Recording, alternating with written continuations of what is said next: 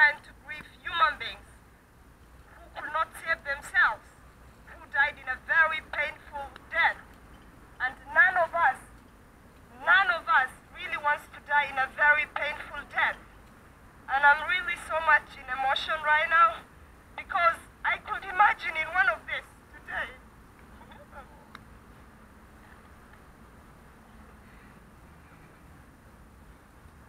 Who knows? I could have been one of these. But our luck is different, you know? Nobody wants to die, actually. Nobody. Absolutely nobody. Especially when you see death in front of you. By the way, I just want to say that when people cry for Europe, I always ask myself if I would have found people to finance me and help me to reach out to the people who are coming through the sea, I will be really very glad. I will be very strong to do a very powerful awareness campaign for the people to really see that this is not the right thing they should do to their life. I am sure they run away from problems thinking that their home is somewhere in Europe. They think their home is somewhere in Europe. Unfortunately, this is it. Unfortunately, this is it. They could not control.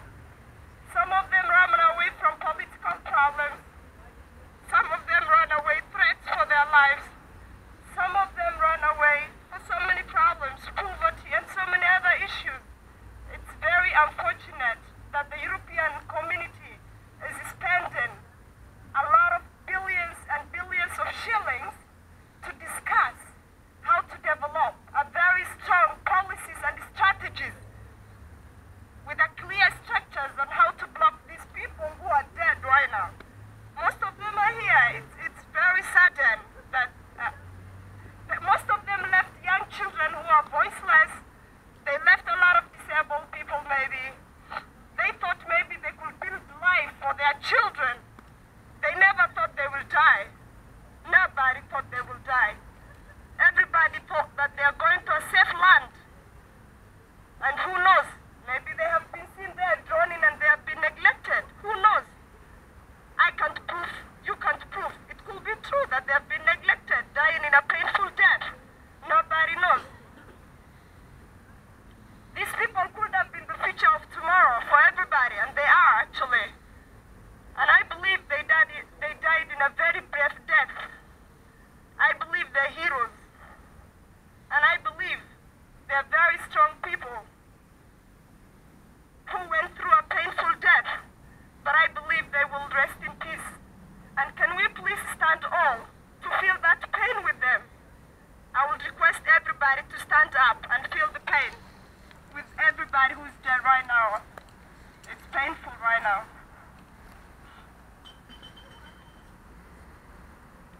I would love one of the government representatives could have been here. You know, when you talk from the side of the seat and you say, oh, let us develop a structure, this should be this. I hope they will have the human feeling to understand that this doesn't deserve, any of this doesn't deserve to happen. I believe in a world of no border. Absolutely, we need to tarnish all borders. I don't believe at all. I don't think there should be anything to differentiate between human beings, from religion, color, nation, whatever, education, social status, whether it's money or whatever it is.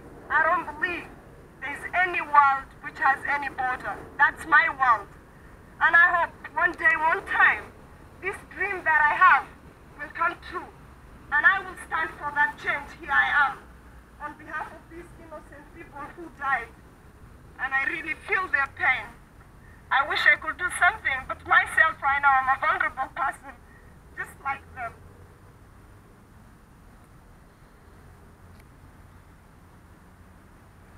I wish I could do something for them, but I don't have the powers. The only powers I have right now is my voice. And maybe say what they might have said, because I'm just in the same situation like them. I don't think actually I think they're better than me, even though right now they are gone. And may they rest in peace, all of them. They left, their mothers and fathers are still asking questions. I hope they will call me there in Europe. What? No call.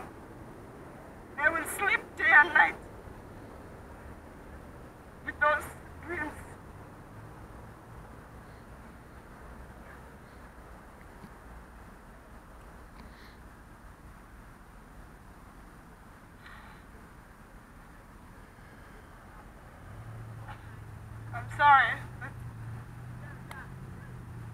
the thing is, I'm trying to understand myself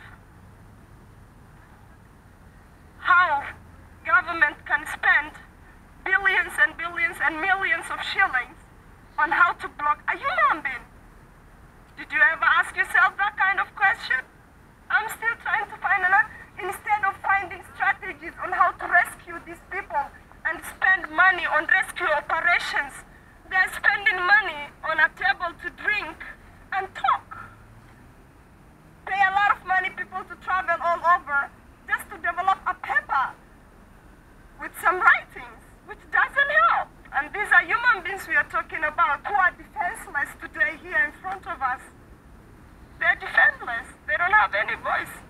I'm sure they would have said what they feel before they died. And I'm sure many of them died with untold stories, which are very touching, very painful, and very, very emotional. I hope the world will develop to a better human world where human rights are not violated. And I am sure there are a lot of death cases at the sea which are not reported, which are just neglected and ignored. Because if you report, definitely it will attract the attentions of the people.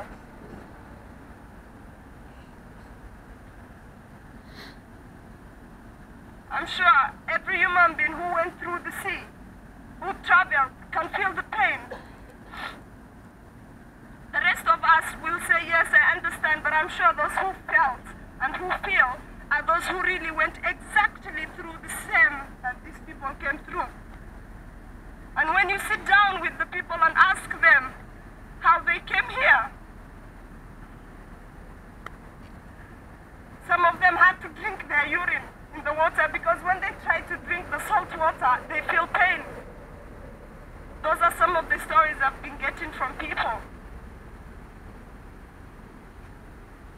People have been drawn into the water so that the other person can get a better space to save, because when things are leaning and there's a lot of wave, people tend to grab each other because the soul is painful. When you're about to die, it's painful because nobody wants to live.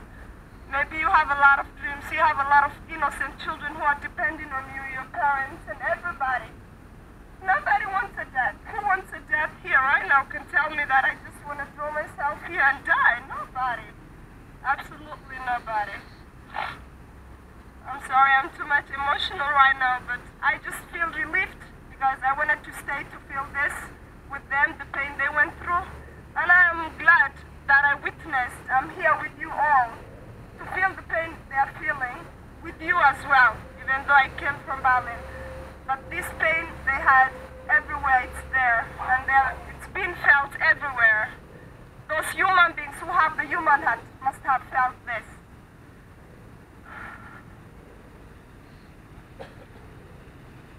And one message I would like to go through right now before I say thank you to you all and them to rest in peace. Please have time for the refugees. Most of us have a lot of problems. Most of us, the worst problem in this world is psychological torture. The government have put refugees very isolated places, very far places from the homes where normal people live. I'm used to a normal life human being. Right now I feel like this wasn't okay. And I still feel, many refugees feel like, why this is happening to me? Nobody can get an answer for themselves. Absolutely nobody. Your neighbors are only horses. Your neighbors are only forests. You have to walk 1 hour to carry stuff from a supermarket. Please, feel the pain with the refugees. Sometimes go there and bring them out, have coffee with them. Just have that conversation with them. Most of them have a lot of closed information that they're expecting somebody to come out and tell them, hey, what problems did you go through? And the best medicine in this world, it's never money. Money is nothing. The psychological part, the emotional part of touching a human being's heart will always remain until they go to their graves.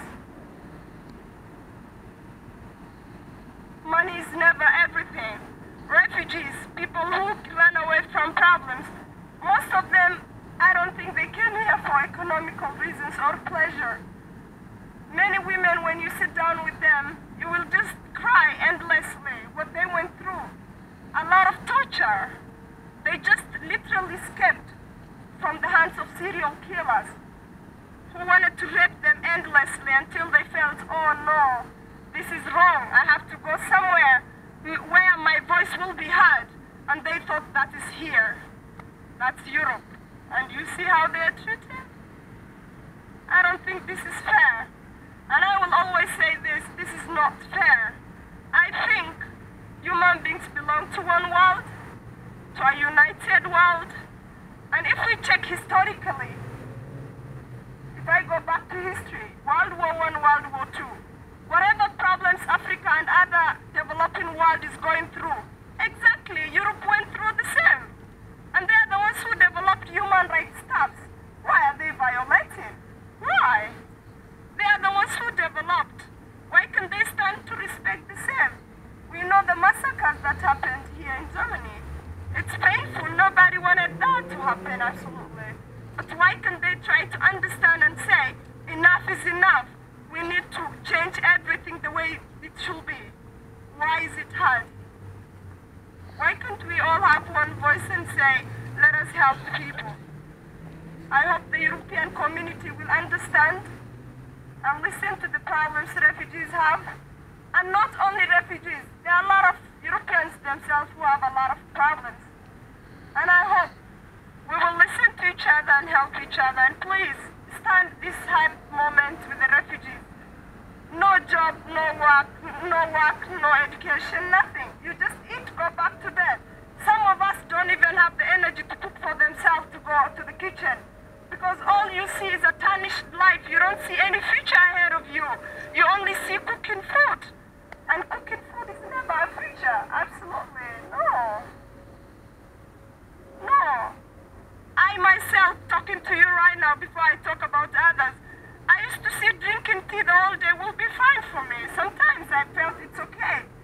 Because I didn't see the worthiness of eating sometimes. Because when you go out, do something, help something, and then I was not strong enough to say, let me fight against this psychological war they put me in. Sometimes I was so weak to help myself. But I'm lucky. I'm trying to help myself. I'm trying to help others who cannot help themselves. I will try as long as I have this strength. I will try to keep helping refugees, helping I myself who is a refugee, and anyone else who needs my help, as long as they are human beings, even non-human beings, the animals. We all need to be there for each other. We all need to be there for each other.